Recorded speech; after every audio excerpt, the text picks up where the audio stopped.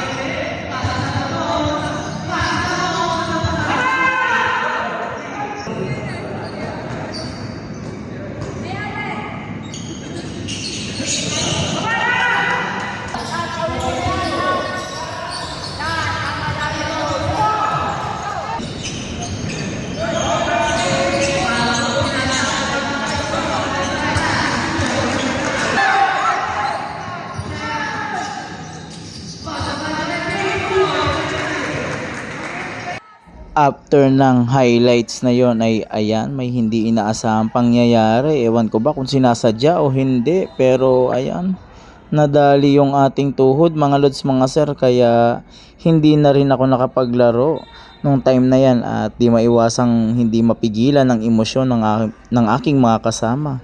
Lalong lalo na ako mga lods mga sir kasi sobrang sakit talaga nung nangyari. Okay lang naman sanang mabangga ka pero yung sasadyain ay nakakainit ng ulo mga idol. Kaya after ng game na yan ay gumawa ako ng paraan para maban yung player na yon. So pangalawang beses na kasi yan mga idol, kaya no choice talaga eh. Papangit ang laro pag makakadisgrasya lang yung player, kaya gawa na natin kaagad ng aksyon pero tuloy pa rin ang laro kahit na injury. So back to the ball game mga lods mga sir.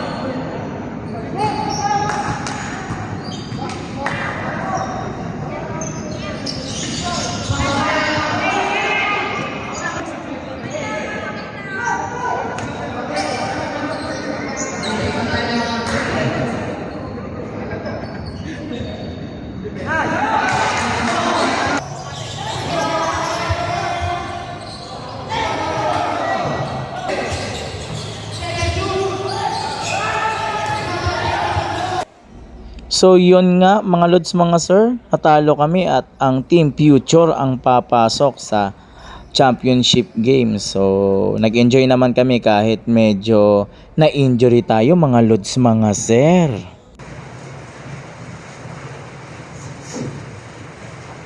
Yung mga lods mga sir, tapos na ang aming laro at ayan, hindi tayo pinalad mga idol. Bali, maganda na sana yung laro, tapos biglang nangyari to mga lods mga sir. Masasabi ko lang congrats dun sa top 4 nakapasok sa semis at congrats sa maglalaban sa finals sa Team Future at Team Wicked. No? May mga tao talaga na hindi laro yung habol.